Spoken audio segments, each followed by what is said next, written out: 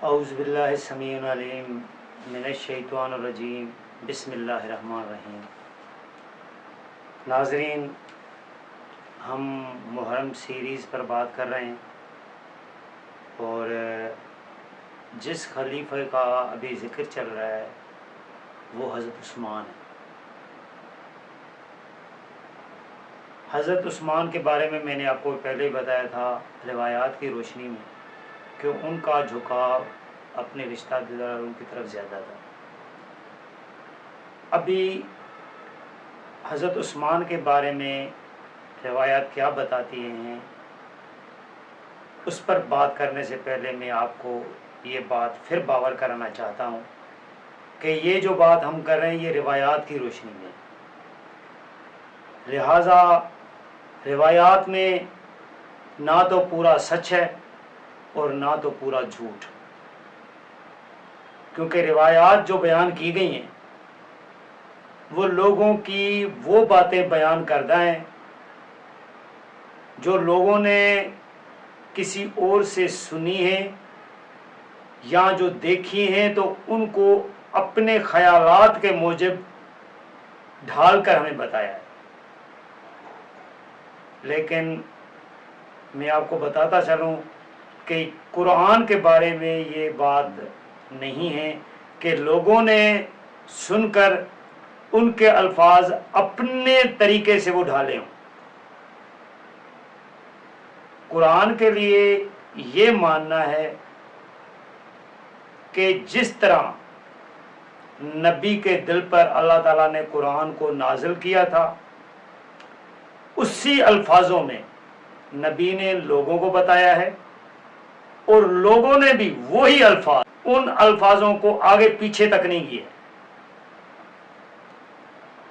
لیکن ان روایات کے بارے میں یہ قطعی نہیں کہا جاتا کہ روایات کے لفظوں کو تو چھوڑ دیں، آپ ان کی معنی کو ان کو آگے پیچھے نہیں کیا ہے لوگوں نے۔ اس وجہ سے روایات میں آپ کو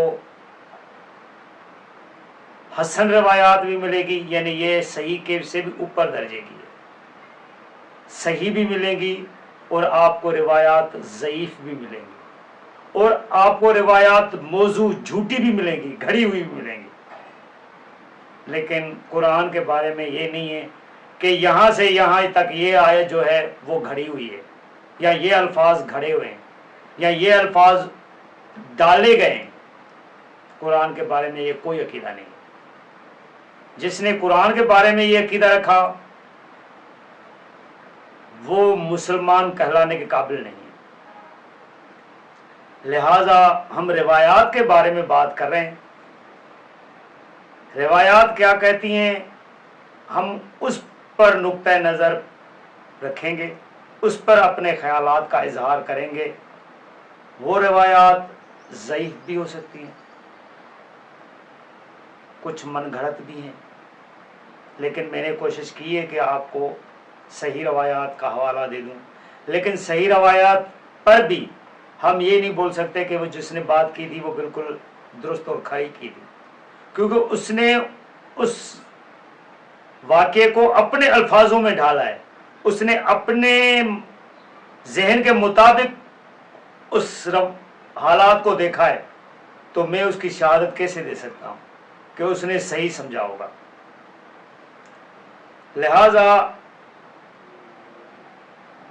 حضرت عثمان کے بارے میں ایک یہ مسند احمد کی حدیث ہے، حدیث نمبر ہے 557۔ یہ حدیث تو ضعیف ہے، یعنی موضوع نہیں ہے، گھڑی ہوئی نہیں ہے، ضعیف ہے، لیکن ان کا جو متن ہے وہ مجھے کافی کچھ صحیح لگ رہا ہے، میں اس پر بھی بات کروں گا۔ لہذا آپ پہلے وہ حدیث سن لیں۔ روایت میں آتا ہے، ابو الوائل کہتے ہیں کہ میں نے ایک مرتبہ حضرت عبد الرحمن ابن عوف سے پوچھا کہ آپ لوگوں نے حضرت علی کو چھوڑ کر حضرت عثمان کی بیعت کس طرح کر لی؟ انہوں نے فرمایا، اس میں میرا کیا جرم ہے؟ میں نے تو پہلے علی سے کہا تھا کہ آپ سے بیعت کرتا ہوں کتاب اللہ، سنت پیغمبر اور سیرت شیخین پر۔ انہوں نے مجھ سے کہا کہ میں حسب استطاعت ایسا کرنے کی کوشش کروں گا، لیکن میں نے جب حضرت عثمان کو اس کی پیشکش کی تو اسے اس نے قبول کر لیا۔ یہ حدیث مسند احمد کی ہے، اور آپ کو پہلے بھی میں بتا چکا ہوں کہ حضرت عمر نے جب 6 رکنی کمیٹی بنائی تھی تو اس میں حضرت عبد الرحمن ابن عوف نے کہا تھا کہ میں نے خلیفہ نہیں ہونا ہے، اگر آپ چاہیں تو اس شرط پر دستبردار ہو جاؤں گا کہ میں آپ لوگوں کو چنوں۔ پھر وہ بتانے والا بتاتا ہے کہ آخر رات اس نے حضرت عبد الرحمن بن عوف ان کے پاس آئے اور سب کو باری باری بلایا۔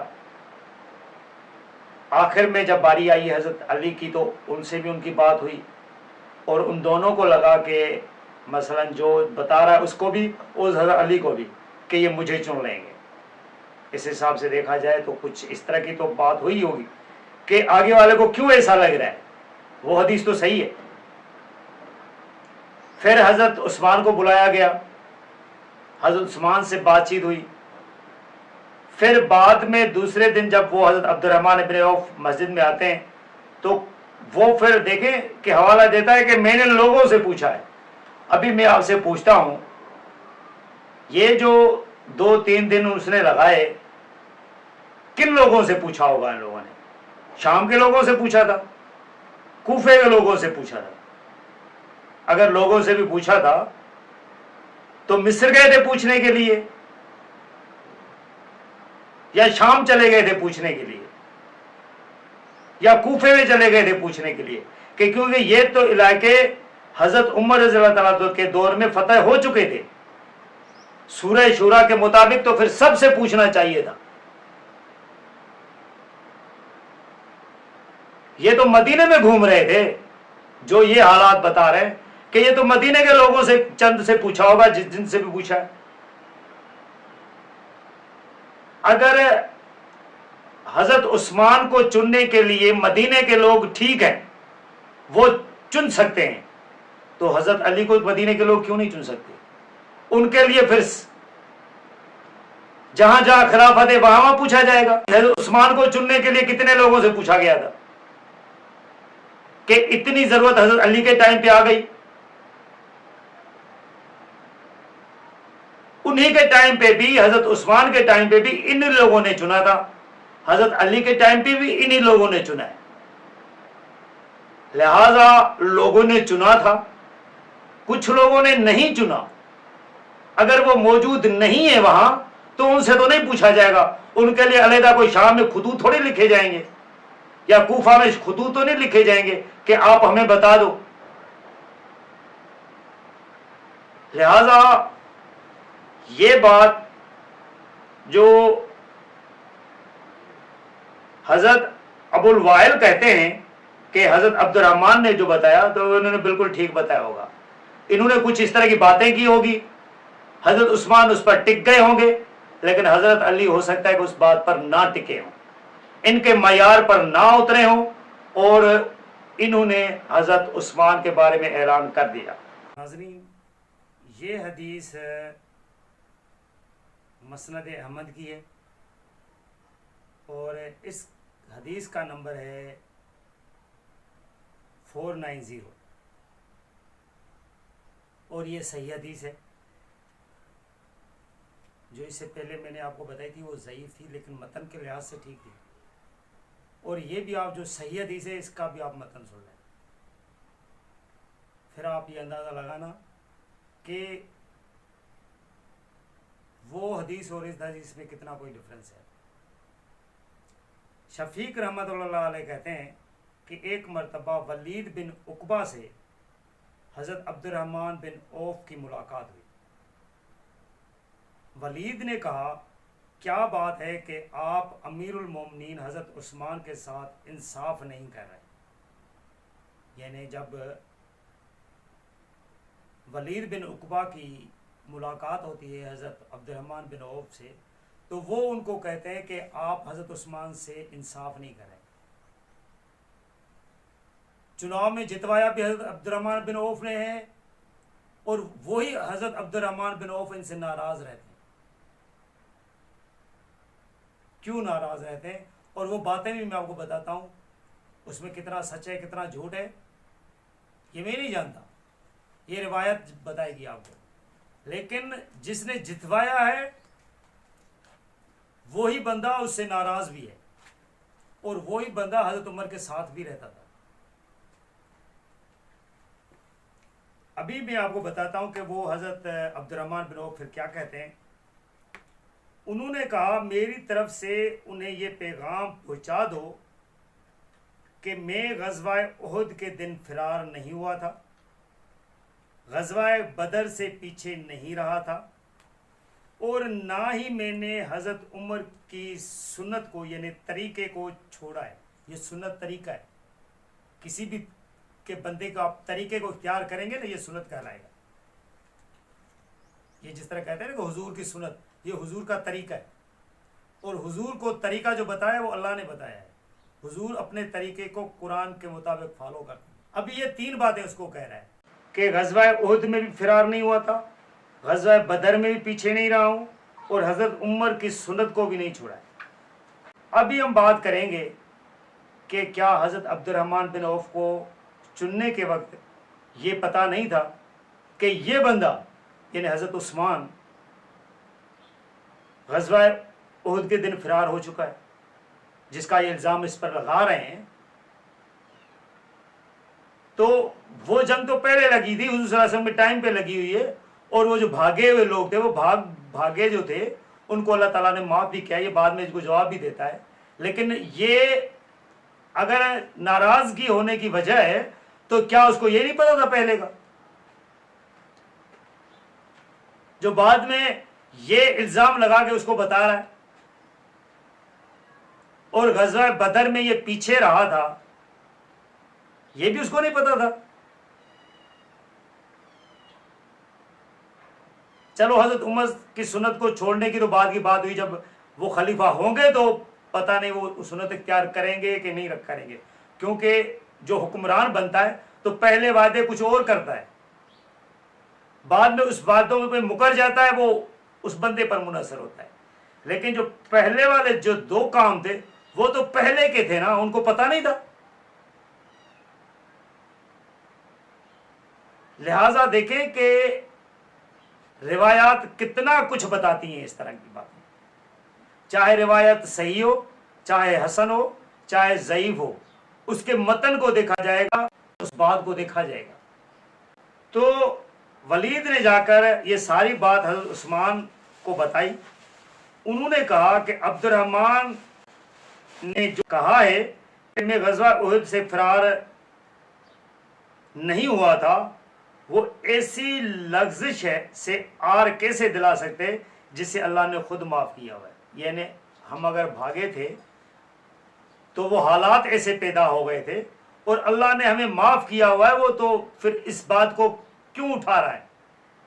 یہ بالکل اس کی بات درست ہے، ایسی بات کو کیوں اٹھا رہا ہے؟ اگر یہ بات تھی تو اس کو تو پہلے سوچنا چاہیے تھا کہ میں ایسے بندے کو اٹھاؤں جو غزوہ احد میں نہیں بھاگا تھا، اور نہیں بھاگا تھا تو وہ علی نہیں بھاگے تھے، پھر تو اس کو چننا چاہیے تھا۔ پھر آگے یہ حدیث بتاتی ہے، چنانچہ ارشاد باری تعالیٰ ہے کہ تم میں سے جو لوگ دو لشکروں سے جا ملنے پیٹ پھیر کر چلے گئے تھے، انہیں شیطان نے پھسلا دیا تھا ان بعض چیزوں کی وجہ سے جو انہوں نے کی، اور غزوہ بدر سے پیچھے رہ جانے کا طعنہ جو انہوں نے مجھے دیا ہے۔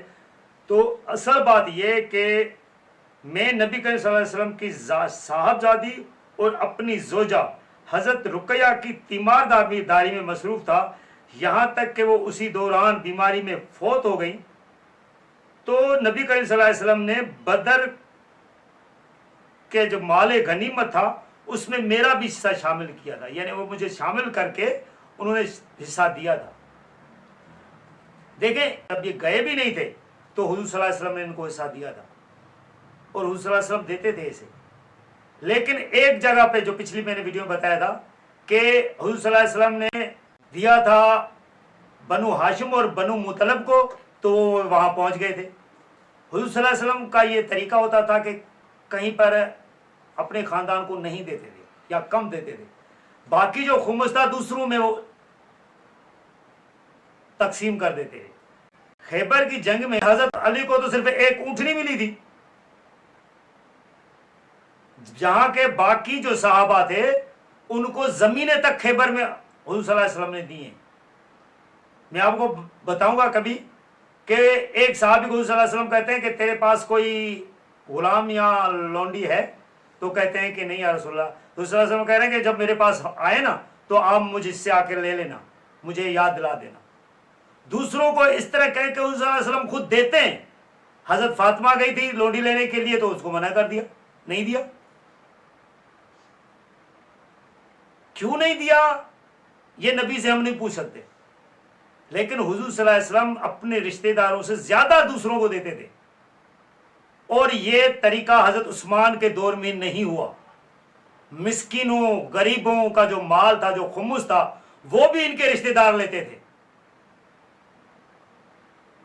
جس کی وجہ سے لوگ متنفر ہوئے، صحابہ تک متنفر ہوئے۔ یہ حضرت عبد الرحمن بن عوف چھپے لفظوں میں یہی بات کر رہے ہیں، صرف یہ الزام تراشی باقی جگہ پہ کر رہے ہیں، لیکن بات یہ سچ بول نہیں سکتے۔ آپ سچ بولنے کی میں آپ کو کیا بتاؤں، یہ حدیث آگے ایک اور سناؤں گا جس میں حضرت عثمان فلاں فلاں کر کے بلا رہے، اس کے نام کیوں نہیں بتاتے لوگوں کا؟ یہ خود بھی ایسے کرتے تھے، لوگوں کو نام چھپاتے تھے، صحیح بات بتاتے نہیں تھے، بات کو گڑبڑ کر دیتے تھے، بات کہیں کی کہاں تک پہنچا دیتے تھے، روایت سمجھ میں نہیں آئے گی، چلی کہاں سے ہے ختم کہاں تک ہو رہی ہے آپ کو پتہ ہی نہیں چلے گا۔ یہ روایت کا ان کا انداز ہے۔ تو وہ کہتے ہیں کہ حضور صلی اللہ علیہ وسلم نے مجھے اس میں شریک کیا تھا اور حصہ دیا تھا، غنیمت کا مال دیا تھا۔ رہی بات حضرت عمر کے سنت کی تو وہ میں نے نہیں چھوڑی۔ سچی بات یہ ہے کہ اس کی طاقت مجھ میں نہیں ہے، نہ خود ان میں ہے، اس سے جا کر یہ بتا دو۔ یعنی کچھ باتیں ایسی ہیں کہ میں وہ اختیار نہیں کر سکتا، نہ وہ خود ایک اختیار کروا سکتے ہیں۔ یعنی وہ بتا رہے ہیں کہ ایسے کام ہیں کچھ کہ میں اس طریقے پر نہیں چل سکتا۔ تو یہی تو حضرت علی نے بھی ان کو کہا تھا، پچھلی جو میں نے حدیث آپ کو ضعیف بتائی، کہ حضرت علی نے کہا کہ میں اپنی استطاعت کے مطابق یہ کام کروں گا۔ یہ بھی ہاں کر کے مکر گئے نا، کہہ رہے کہ میں نہیں کر سکتا، کیونکہ ان کا مزاج کچھ اور تھا، حضرت عثمان کا مزاج کچھ اور ہے۔ اللہ تعالیٰ نے دنیا کے اندر جو مخلوقات پیدا کیے، جو ارواح آئے ہیں، باپ بیٹے سے الگ ہوتا ہے، بیٹی ماں سے علیحدہ ہوتی ہے، بیٹی باپ سے علیحدہ ہوتی ہے، باپ بیٹی سے علیحدہ ہوتا ہے۔ سارے انسان ایک جیسے نہیں ہیں۔ اس وجہ سے اللہ تعالیٰ نے جو حساب کتاب لینا ہے، پھر ان کی طبیعت، ان کے حالات کا اثر، سب کچھ دیکھ داکھ کے اللہ تعالیٰ نے اپنا پھر فیصلہ سنانا ہے، اور اللہ کا تعالیٰ کا جو فیصلہ ہوگا وہ حق پر مبنی ہوگا۔ جزاک اللہ۔